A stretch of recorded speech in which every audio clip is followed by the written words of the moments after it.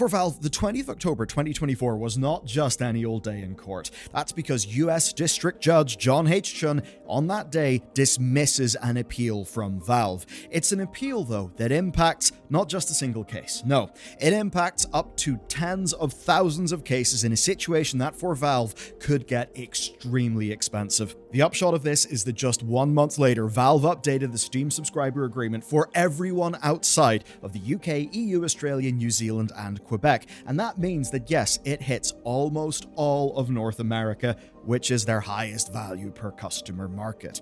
Now, the Steam subscriber agreement is important. It's the thing that you sign to have a Steam account. And in signing that document, you agree that you do not own the contents of your Steam library. That's what that does. You agree that you are licensing access to games through an account that is provided by Valve. And this change resulted in loads of you watching today's video getting a pop-up announcing the new terms. Now, on face value, there are massive wins here for the consumer. There's no more forced arbitration clause, which is amazing. There's no waiving of your right to join a class action lawsuit. Those are really good changes, but they're actually not the full story.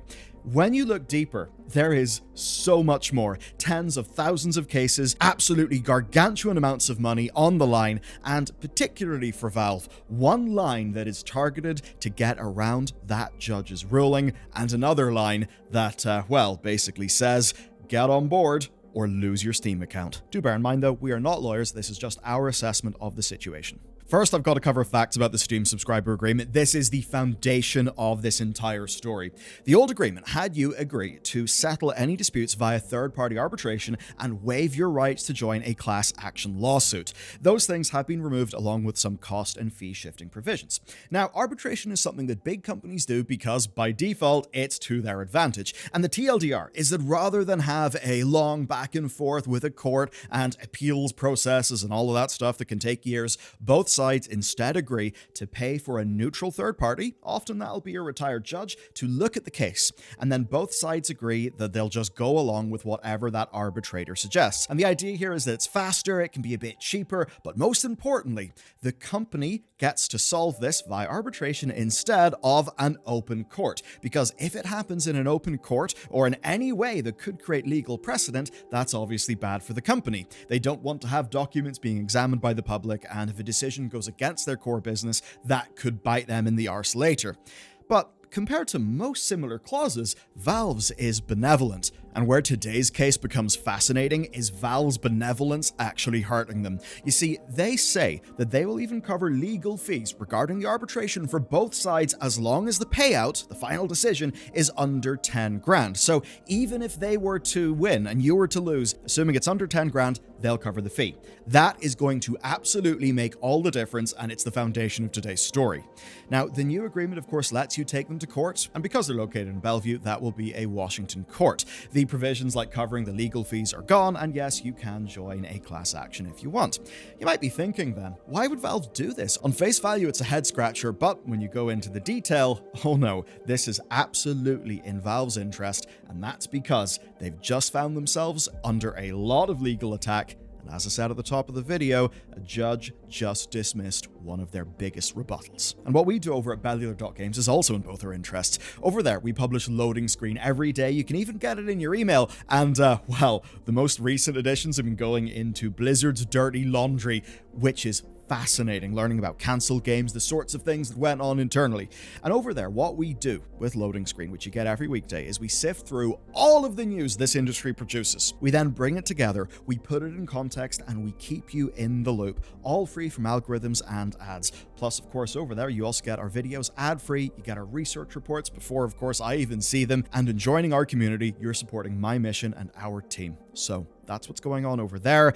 Let's then talk about Valve and some intrigue. To state the obvious, Valve is a business. They are a business that I like. I love their games. I buy games on Steam if I can, in full knowledge of what the Steam subscriber agreement contains. Their contributions to Linux gaming, handheld gaming, and VR are all incredible, yet a business is a business, and all changes have motivation. This one kicks off in 2022, where we saw Willfire Games sue Valve, alleging anti-competitive behavior. You see, technically, you cannot sell Steam keys cheaper than you do on Steam elsewhere. And it's very obvious why. A developer or a publisher generating Steam keys for free, then selling those keys on another store where Valve will get zero cut, but then still using Steam to distribute the game, well, that's obviously unfair, and I do not think Valve should, under any circumstances, have to do that. And with that, you'd think that it's case closed, that they really don't have an argument.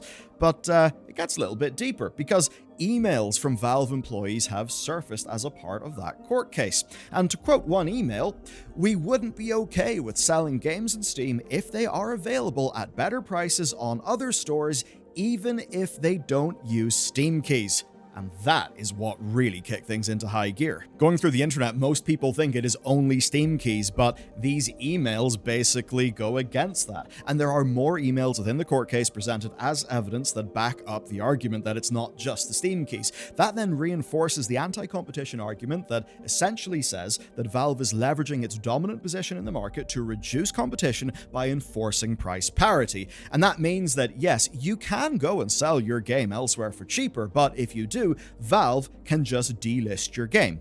And the bit where it matters for competition is that if Valve has got a dominant market position, it's then not viable to not publish your game on Steam, meaning that it's an antitrust concern. And as much as this has got a developer and publisher framing, it of course does impact customers as well. It removes pricing as an avenue of competition, and that does mean there's less competition in price, and that means that you will pay more money for games. Because when games are on sale, they've got to be synchronized with Steam. And any other times where you see discounts, as an example on Green Man Gaming, well, those are essentially workarounds using things like store credit. So you can see that at the very least, there is an anti-competition argument that can be made. Now, here's where things get spicy for Valve today. That case is not over, but it's a case that did happen in public court. Anyone can read the documents, and of course, if they think there's a monopoly, then all customers are hurt. And that means that any enterprising law firm could start a class action lawsuit. But of course, a class action suit needs people, and looking at the old Steam subscriber agreement, well, those customers agreed to waive their right to join a class action suit. This is something that Valve have actually had confirmed in court.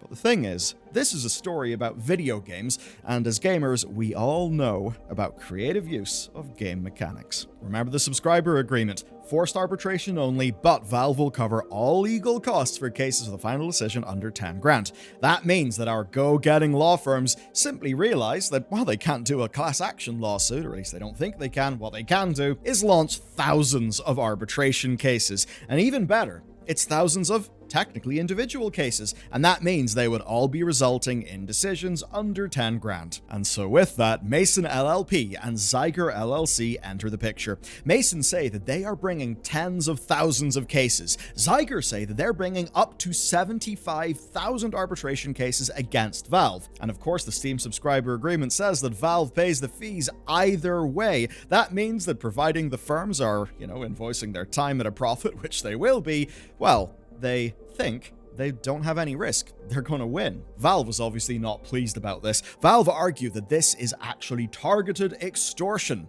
And I think anybody can see their point of view. It's obviously not what the subscriber agreement had in mind. But think about it. If Valve were found to be breaking antitrust, that would actually impact all of their customers. And the reason why those customers cannot bring a class action lawsuit is because of Valve's own subscriber agreement that those customers had to sign. And so yes, Valve tried to have this dismissed, but obviously that failed. Judge Chun dismissed their motion without prejudice. And that is where chaos enters today's picture. That's because something else went down August 2024. 4 individuals decided to test a demand made in the Willfire trial to see if an arbitrator would decide that Valve's arbitration clause in the old agreement is even enforceable. And it turns out the arbitrator said it's not enforceable. And that means that our law firms could actually go for a class action suit, or they could try to continue as they are. But if they do try to do that, oh boy, Valve have got a response. And their response is to go straight for the Steam library. Remember that to access Steam, you must sign the Steam subscriber agreement. That is why millions of users recently got a pop-up on Steam that was alerting them to the new deal terms. But those terms don't just apply from now onward, they actually apply retroactively. Here is the line that makes it crystal clear. You and Valve agree that all disputes and claims between you and Valve, including any dispute or claim that arose before the existence of this or any prior agreement, shall be commenced and maintained exclusively in any state or federal court located in King County, Washington. Yeah, it applies retroactively, and that means the high-level assessment here is that if somebody is in the Zeiger or Mason cases and they want to stay in the case, they need to delete their Steam account. And that might seem extreme to you, but that is actually the upshot. That is what happens if you decline the Steam subscriber agreement. And the Steam subscriber agreement makes this clear. Here's a line from the most recent version of it. Your failure to cancel your account prior to the effective date of the amendment will constitute your acceptance of the amended terms. And that is the bit that for Valve is just a stroke of genius. So many people in these cases will have just continued on with their Steam account, and in doing so, they've made it impossible, at least per the letter of the subscriber agreement, to continue in those arbitration cases. And going through a story like this, I totally get why legal dramas like Suits exist. It's so spicy. That means that for Zeiger, they're up to 75,000 cases. Well, that is just going to utterly evaporate. Number one, by accident, from people just continuing to use Steam, and also from people who actually did read the agreement and realized, well, I could continue this, but you know what? I've spent $2,000 in my Steam account. I'm not going to delete it. The thing is, this is not the end of this story. It's merely a development. It is a major one, but it's not the end. The agreement lets people take a class action lawsuit. That is a distinct possibility, and it is one that is well incentivized. Remember that while they're always framed as standing up for the little guy, class action lawsuits make law firms absolutely ungodly quantities of money. Yeah, this was a hell of a story, and for another amazing slice of intrigue, you gotta check out this one next. The entire staff